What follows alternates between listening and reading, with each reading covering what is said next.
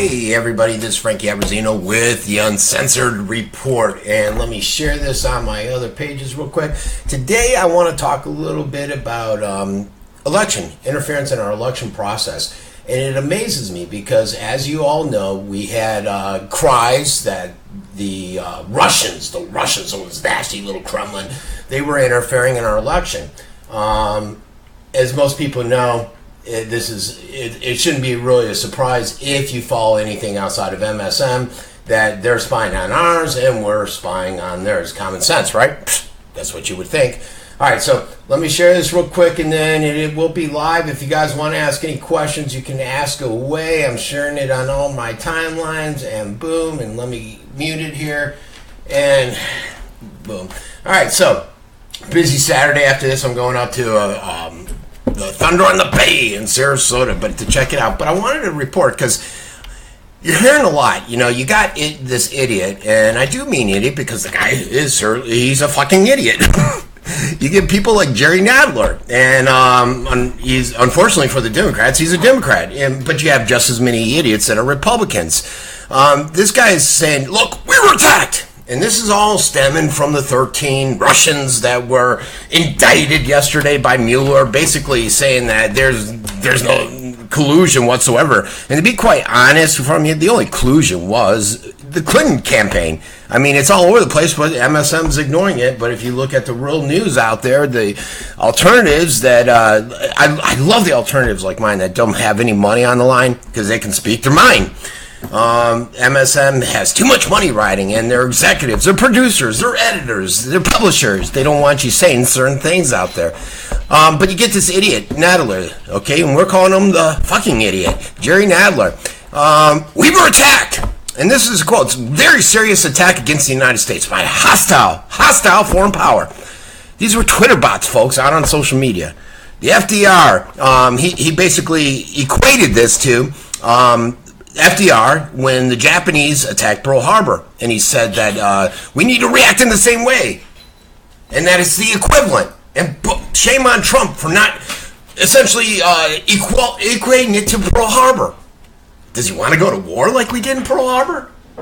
And again, if you're just joining, I am live. You can ask any questions. Feel free. I'm monitoring the laptop at any time.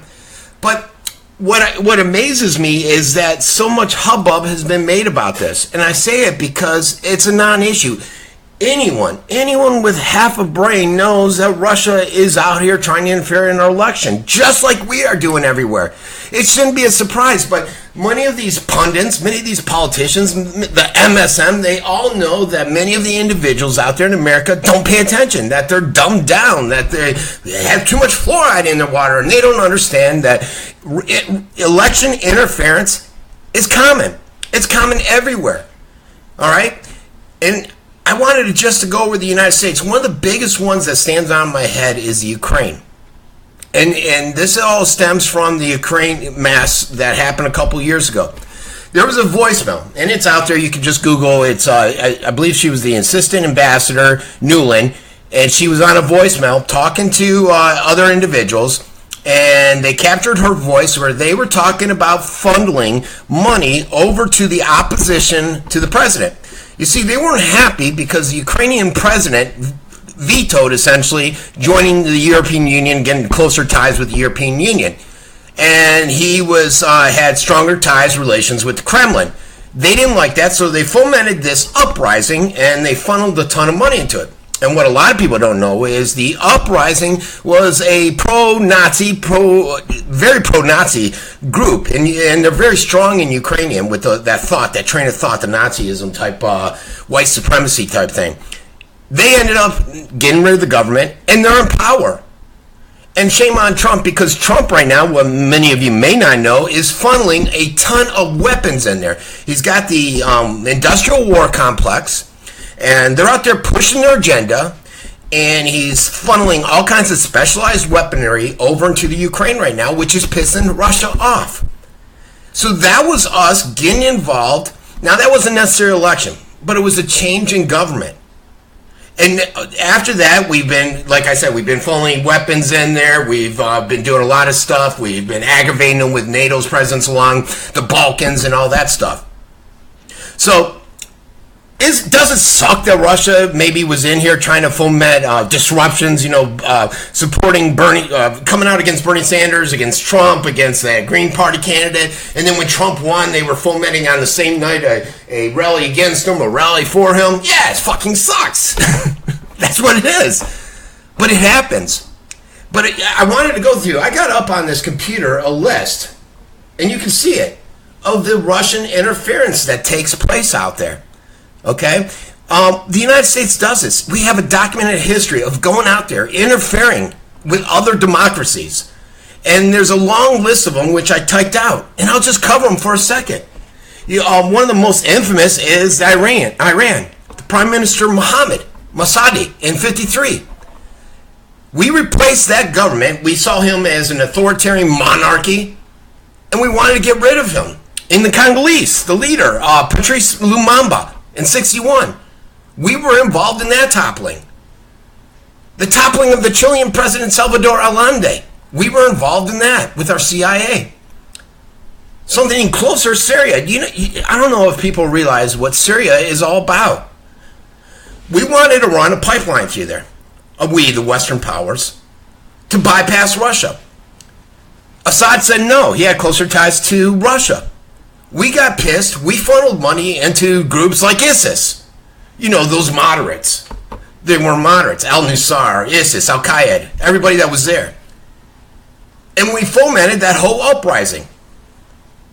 And it was all over oil. But it was a push to change the government. Not a necessary election process like the three that I just mentioned. But to go in there and foment change. Disrupt the government. Get rid of them. How about in Guatemala? They had a left-leaning president, Jacob Arbenez. All right, that was in 1954. We didn't like him. He wasn't friendly to the United Fruit Company.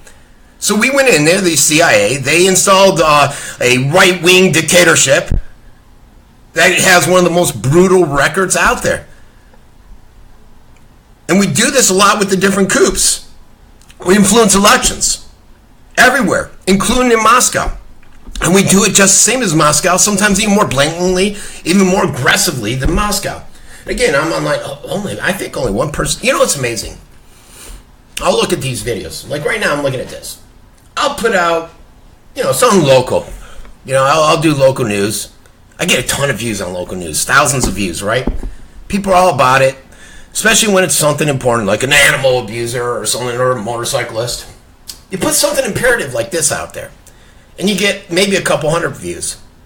I did a video yesterday, just a couple hundred views. I did one on the Korea-Asia, in the whole uprising, the situation with Pakistan and China and India and that corner there involving, then we talked about North Korea and everything.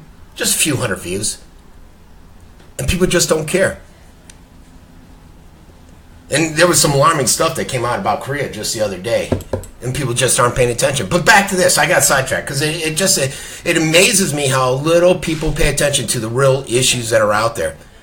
Like, if you, because they're just watching MSN. But has anyone heard about the chatter about North Korea attack? The chatter that's been picked up by the Pentagon and CIA about North Korea planning possible attacks on Japan and South Korea at the end of March. Is anyone talking about that? You don't hear about it anywhere. That SpaceX flight that went up last month. You don't hear anything about the special cargo that was on there, which essentially was a weaponry. They're saying it's like an EMP weaponry that they could use against North Korea. But nobody talks about that stuff. But back to this, okay. The CIA, we've done it in in the 40s in Western Europe. We wanted to be influential in there with the leftists and the labor unions in 48 in Italia. Right now they're going with the populist. You don't think we're involved in that? You don't think the powers that be do not want another populist that's similar to Trump in there? A nationalist that's anti-immigration, anti-EU? But back then in 48, we went in there against the centrist Christian Democrats. And we helped ensure that they had a victory against the leftist coalition out there. The CIA funneled millions of dollars to the Italian allies. They helped orchestrate this propaganda to influence the Italian election. It happens all the time.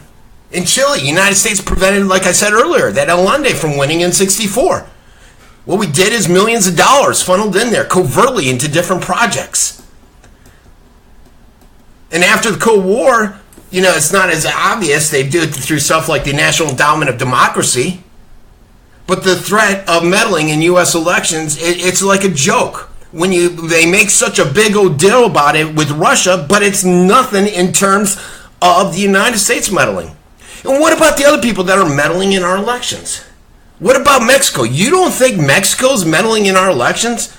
They run out of their own embassies where they try to sign up people to get out there and vote. And you don't think it was imperative for Mexico to try to get Clinton nominated? Especially with Trump's stance on the wall, on immigration, on Dreamer, DACA.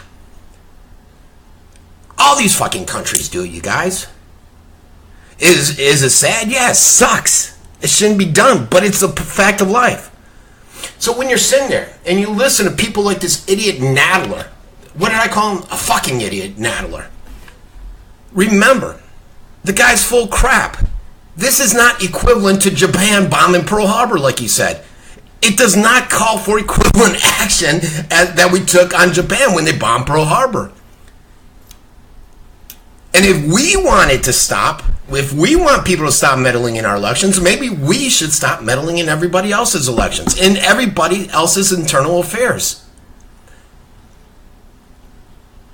But you got it, like I said, stop watching MSM. Look around, read all the news that's out there. I watch a lot of Italian news. I read a lot of the different stories out there.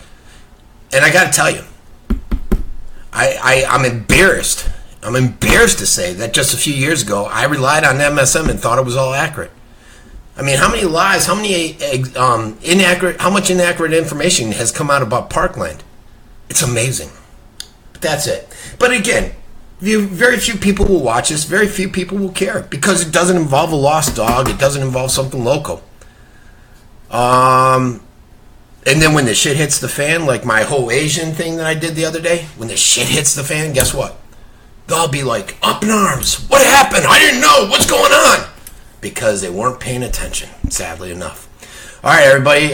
No questions. This has been a live show. This has been Frankie Abbruzzino. I'm out of here for the Saturday. I'm going up to Sarasota to the motorcycle event. Everybody have a great day.